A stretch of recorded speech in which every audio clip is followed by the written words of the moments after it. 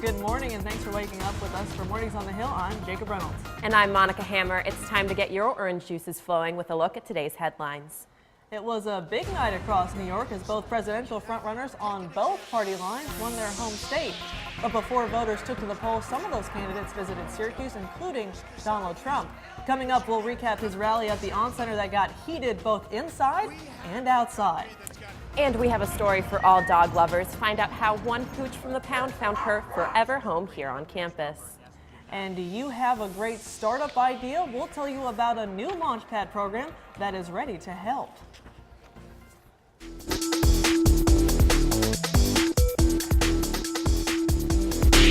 This morning, there is a newly elected administration for the Student Association here at SU. Eric Evangelista won the presidency and Joyce Lalonde won the vice president position. But their inauguration isn't until next week, and joining us live in studio is the outgoing vice president, Jane Hong. She is sitting with Mornings on the Hill reporter Hunter Sines. Good morning, Hunter. Well, good morning, Jake and Monica, and good morning to you, Jane. Thanks for being here early with us. So you are about to be the outgoing, where you are the outgoing vice president of SA today. Going forward, what has been a big highlight in your administration? That's a tough one, but I think the biggest thing that I've really thought about in terms of what we've accomplished was just being able to create some outstanding relationships with faculty and staff who are really determined to help our student body just as much as we are. And so looking back, a lot of the initiatives that we completed, it wouldn't have happened without that support. So that's definitely a highlight for us. And as far as the biggest impact, your administration has put forth a lot of different programs and have got a lot done. What has been your biggest impact here at SU? I think the biggest initiative that probably we worked on was because it required a lot of support from other upstate schools was Uber, trying to bring Uber and ride-sharing services to upstate New York. That is being introduced to the state assembly, so hopefully that will be passed in time for the next academic year, but I think that definitely got a lot of attention because students really want to be using Uber and Lyft. Otherwise, right now we have a really exciting research grant, so it's encouraging undergraduate students to pursue research in whatever field, whether it's STEM or whether it's architecture, whatever they want to pursue during the summer, so they get a stipend to do that. So that's another highlight of ours. We've been working on a lot of initiatives that we think that really helps the students, so that's been a really great highlight for us. As far as Uber is concerned, that legislation, how do you see it playing out? Do you think it's going to pass? I mean, we hope so. We got a lot of support from other upstate schools, so there are a lot of names on there, and I know that Mayor Stephanie Miner was also in support of it. So we're hoping that it does pass for our students next year. Yeah, it could be very beneficial. Yeah. As far as the ballot last week, there was a referendum to put forth a diversity position on the next cabinet. What is the goal of that new position? Yeah, so Aisha and I co-authored that bill to establish a Director of Diversity Affairs, and it was really inspired by the segregation that we see between a lot of the different communities that exist on this campus. So I myself have experience working in multicultural organizations, and I know that there's a lot of lack of communication between the different groups, and I've also served on the Chancellor's Work Group on Diversity and Inclusion, and that was one of the topics that we discussed. So the Chancellor is actually going to see through a lot of those short-term recommendations on our report, and one of them is to create a council with undergraduate representation. So this newly elected Director of Diversity Affairs will be serving in that capacity. All right, and then as far as going forth, Eric and Joyce will soon be inaugurated and take their oath of office. What do you hope they can do to continue you and Aisha's legacy here? I think the most important thing that I've talked to Eric and Joyce about is the importance of being critical. And I don't mean being critical for the sake of critiquing, but being critical because we recognize that SU has a lot of potential and we can always be doing better for our students. And having that kind of mindset is really important because when you're at the table and there are a lot of administrators and faculty there, they're not always thinking about how it's affecting students because they're not students. They don't know what it's like to be a student at SU right now. So it's important that they represent all 15,000 students, which is a really lofty job. Yeah, lofty job indeed. Now, talking about the big job that there is here on campus, I'm sure there were some things that your administration might not have had the chance to fix or get done or work on. What do you hope the new administration can tackle next year? One thing that's personal to me is being able to create initiatives that really impact the way that we think about mental health on this campus. So I know that Joyce Lalonde, who is my successor, is very passionate about mental health and has already entered conversations with the Counseling Center, which is already kind of a difficult subject to tackle itself. But I'm really hoping that we can either start campaigns or just really start a conversation about this topic that a lot of people are very uncomfortable talking about. All right, and not to remind you, but graduation is just weeks away. What is your plan after graduation?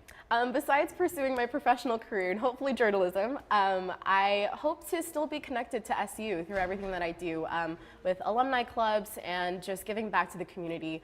I'm a firm believer that once an orange, always an orange. So. That's right. Well, we hope to see you when we all come back and visit this great campus and this great institution.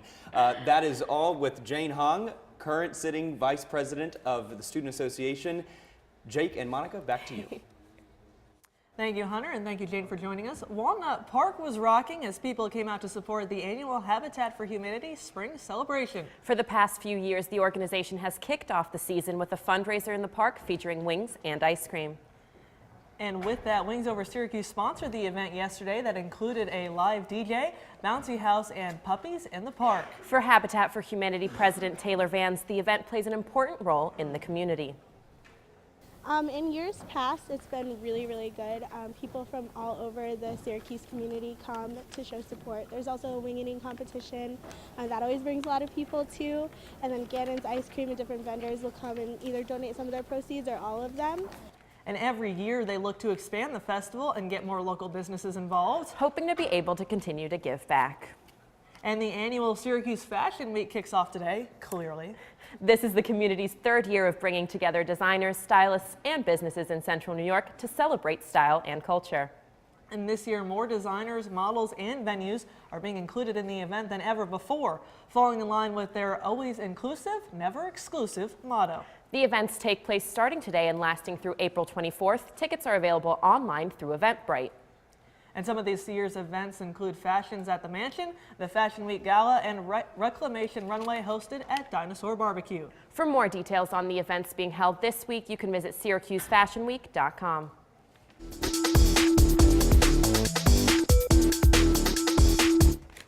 And we all know the saying, dogs rule, but here in Syracuse, like so many other communities, there are many dogs in need of a good forever home.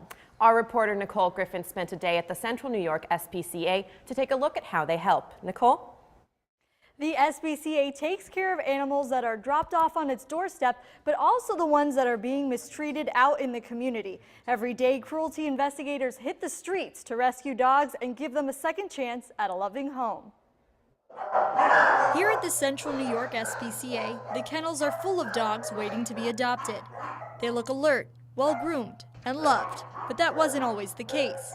Officer John Doobie, who investigates allegations of animal cruelty, says they are sometimes brought in looking much worse. The hair loss, the open sores from the breaking the skin, trying to get to the fleas and stuff. The cruelty investigators go on patrol daily, looking for animals in distress, often left outside to face the harsh Central New York weather. And a lot of people don't understand that it's a law. If you're going to leave a dog out for an extended period of time, you have to provide them shelter, a dog house. Officer Doobie has rescued hundreds of animals, including Missy here, who has now found her forever home. Come here, miss.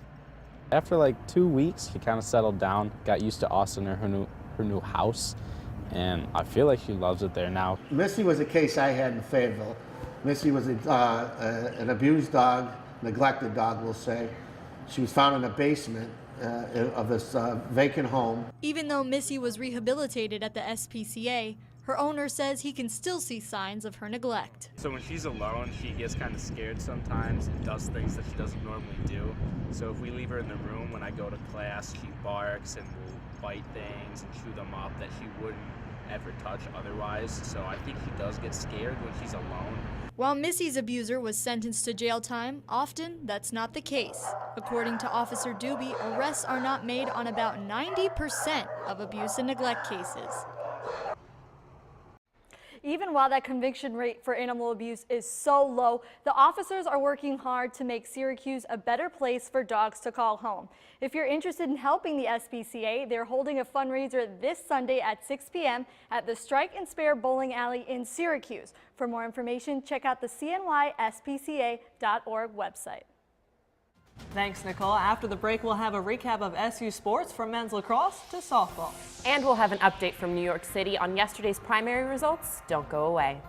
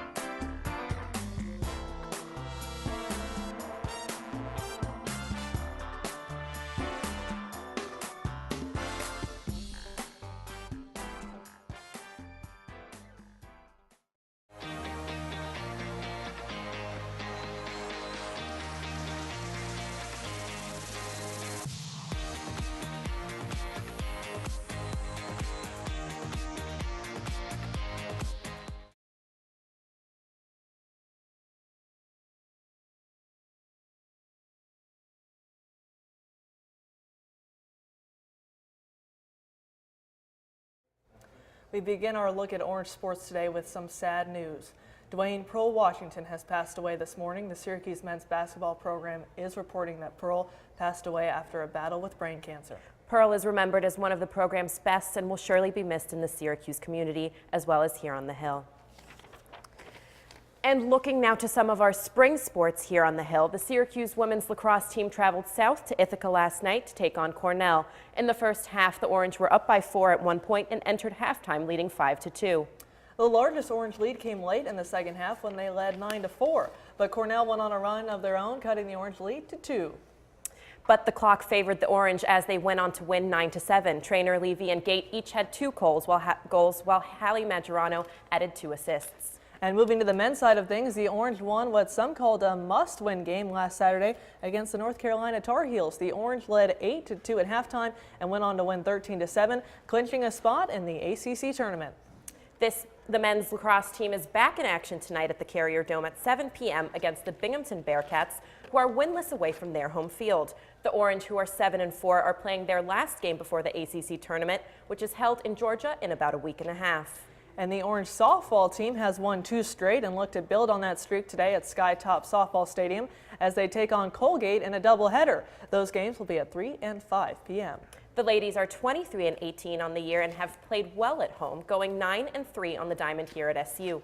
The Orange have struggled in conference play, going 8-9 throughout the 2015-2016 campaign. Colgate is a non-conference foe, but the ladies will take on ACC adversary Louisville over the weekend. And the Blackstone Launchpad is now open in Byrd Library. University officials and students came together to celebrate the grand opening. The event featured student presentations and a tour of the new facility. Blackstone Launchpad is a cross-campus entrepreneurship program funded by the Blackstone Charitable Foundation. Those served by the program include faculty, students, and alumni. Thanks to the Blackstone Foundation for this wonderful gift to our Syracuse University students. and to the future. They will make even better as entrepreneurs in all kinds of fields. We've been in another environment without resources at the university and programs like this gave us. There's no doubt we would have flamed out before we ever really began. Through Blackstone Launchpad, students are able to bring their ideas to life. The program also features one-on-one mentoring and tools to support startups.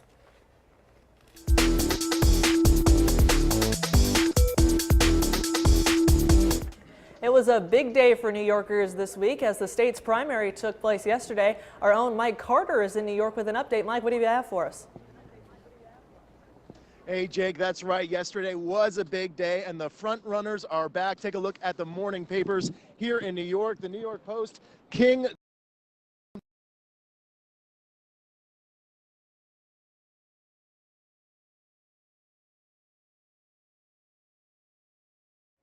We apologize for those delays. Obviously, we're having some problems with our live reporting there. We'll try to get that back a little later. But now we turn to our own Max Darrow, who has an update on some of the campaigning that was held here over the weekend. And Donald Trump cemented his role as frontrunner, and he was in Syracuse. Max has a look at that.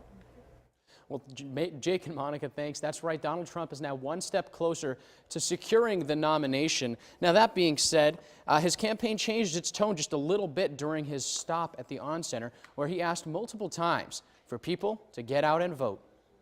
And I promise you one thing. I'm going to do a great job for you folks. I don't want your money. I don't want anything. I want your vote.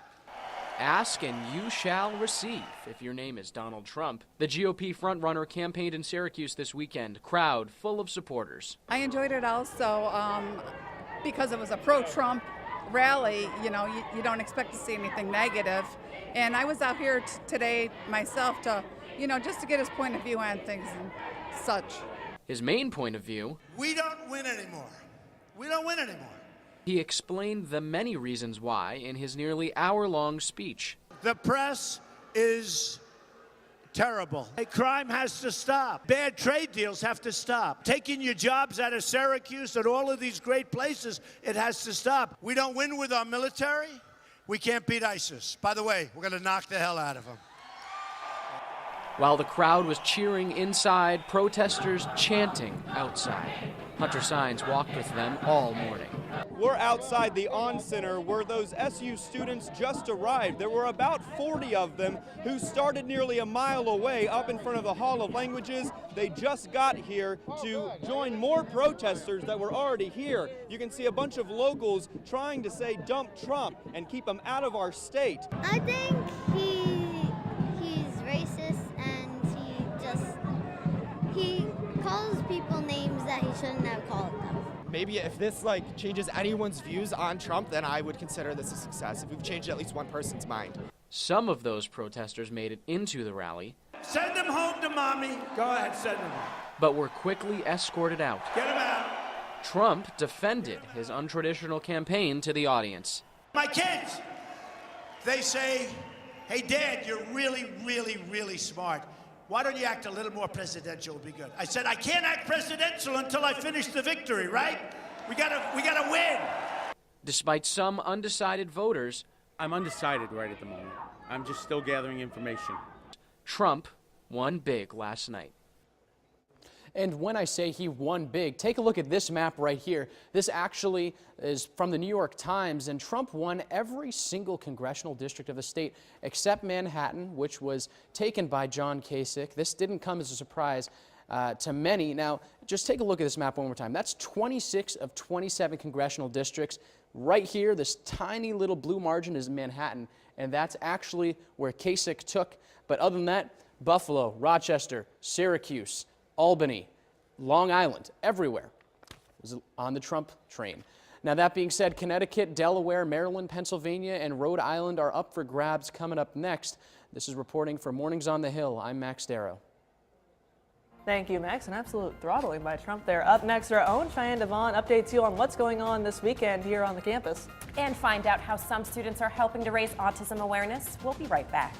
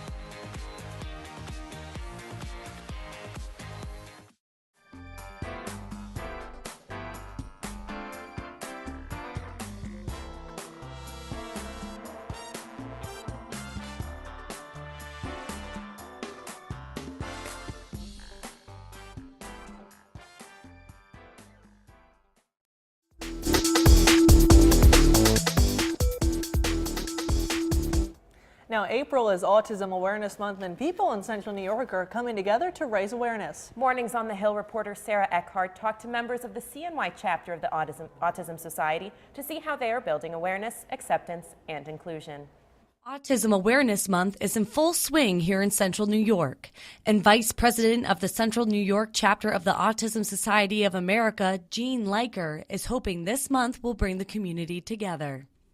This year, the Autism Society's theme is building autism-friendly communities one step at a time. Now, the most recent statistic is 1 in 68 children are diagnosed with autism. Jonathan Rushmore is one in the 68. Jonathan has autism and is a part of the Inclusive U program at Syracuse University.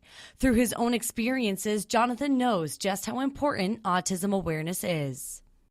It really opens up everybody's eyes to see that we're not all the same and we don't function the same. Inclusive U teams students with autism up with peer mentors to help them become the best advocates for themselves. Mary Catherine Carter is Jonathan's peer mentor and has been working with him for more than 3 months. My role is to be whatever Jonathan needs. I'm not there to do his homework for him or do anything for him. I'm there to help him be an advocate for himself and be on a path to be as self-sufficient as possible. I think that it's important to think about autism not as a disability, but it's just a different way of thinking and seeing the world. Because someone with autism, they're not any less intelligent, they just see things differently. 10 out of 10! Yes, we just got a 10 out of 10 on the project we did this morning. Yep. This experience has been one of the better experiences I've had on campus. Doing very well in class, pulling both a B and a B- in both classes. Reporting for Mornings on the Hill, I'm Sarah Eckhart. Following the Inclusive U program, Jonathan has plans to pursue a bachelor's degree and hopes to someday run his own business.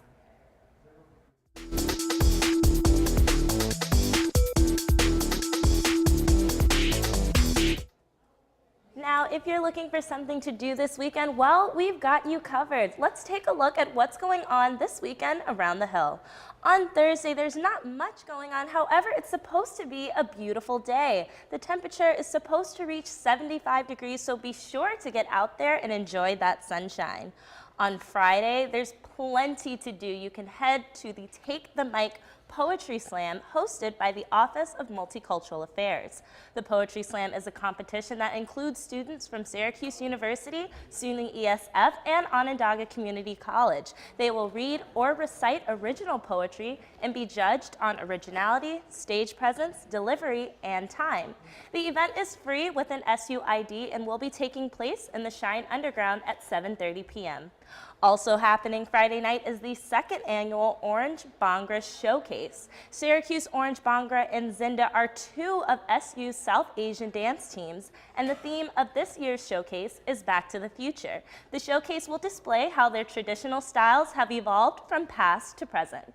This event is also free and will take place at 7:30 in Goldstein Auditorium. Taking a look at Saturday, Orange After Dark will be holding an open mic night in the Shine Underground at 10 p.m. The night will be filled with student talent and free tickets are available in Shine. Now on Sunday, we're supposed to have even more gorgeous weather, which will be perfect for EarthFest. EarthFest is a free community-wide sustainability-themed music and arts festival celebrating Earth Day. It starts in Thorndon Park Amphitheater at noon. Well, that wraps up what's going on around the Hill this morning. Back to you. And 4 generations of British royals posed for a picture this week, but Prince George needed a little boost to get him into the royal family portrait. The family took pictures for new postal stamps that'll be issued to celebrate the Queen's 90th birthday on Thursday. The final product will be cropped with each of the royals featured on their own stamp. But the royal family posted this full-size photo onto their Instagram, showing the little prince smiling big for camera while standing on a stack of foam blocks. Alrighty, now we're joined by Max and Cheyenne. Thank you so much for coming back to us here. You know, I have always wanted to be on a stamp because my dad sends postcards every week, and I would love to get a postcard one week and have me on the stamp, but clearly I have not reached that level of success yet. The little kid has done it, but I have not. And you know, Jake, I actually, when I was younger, had a big stamp collection. I still have the box, actually. It's about this big, this high, full of stamps from anywhere from 1950s all the way out to actually the early 2000s. If you ever get your face on a stamp, wherever we are in the world, could be 20 years from now, you have to send me that stamp so I can add it to my collection. Are you going to add this one to your collection? I mean, if I can get my hands on one, yes. Excuse me, I have to get one of all four, though. I can't just take one. Now, I didn't collect stamps, but I did collect quarters. You know, the state quarters had all the states on the back. I used to love those and was always so excited whenever I found a new state. Now, there's only 50 of those, right? Yeah. Like I'm doing the math right. But they haven't made all of them yet, you know. Speaking of next week, some sad news for our viewers. Next week is it. Yeah, for this semester anyway. It's the last Our one. last show. I'm a graduating senior. I know all of us are graduating graduating seniors. So a moment of silence for that. Just kidding. But we should have some good programming for you next week. I'm hoping to get Otto. We'll take a look at Otto. We'll take a look at some graduating Ottos, you know, the people behind the mask, if you will. You know, a lot to reflect on the last 2 weeks of school behind the masks, too. One of my roommates actually used to be in Otto from last year. He graduated, and it was an incredible experience. Just even living with the person, seeing how much work these people really put into being the mascot and how actually athletic of an event it really is. They're actually on the Division I cheerleading team. And I'm sure if we can get Otto on next week, we'll get to hear more. I don't want to spoil the whole story. And seeing Otto is always so much fun. Like, they're so energetic, and just everyone's always so excited to see Otto. Speaking of energetic and excited, we were with Hunter and Max. You were at the Trump rally. I was there as Hunter's cameraman. We put him on camera because he's much more handsome than I am. But it was quite crazy down there. It was an experience that I have never had before. The amount of people just... First of all, the sheer amount of people there was incredible. It was like a concert. It was loud. People were chanting and screaming. The mics were loud. There was music that was crazy. Donald Trump actually walked out to one of the themes from Space Jam, which was full of fanfare. Yeah, not even surprised. No, not a big surprise. Great experience, though. I highly recommend if anybody gets a chance to go to a political rally for any of the candidates. They're going to be different every time, but definitely take the time. It's going to take an hour or two to go. It should be free. Go and just see what it's like, because these could be, any of these 5 people could be the next president of the United States of America. And being able to see them speak, it's a pretty cool thing. I would definitely agree. I had the chance to go to a Clinton rally, and just to see the people there and how excited they are to be there and enthusiastic is a great opportunity as a journalist or as a prospective viewer. Exactly. When I went to K6 Town Hall, not exactly like exciting. There was a lot of country music though, so that was all fun. right. Great. Thank you. That's all the time that we have for you this morning. I'm Monica Hammer. And I'm Jacob Reynolds. Thanks for squeezing the most out of your morning with us, and have a great day, Syracuse.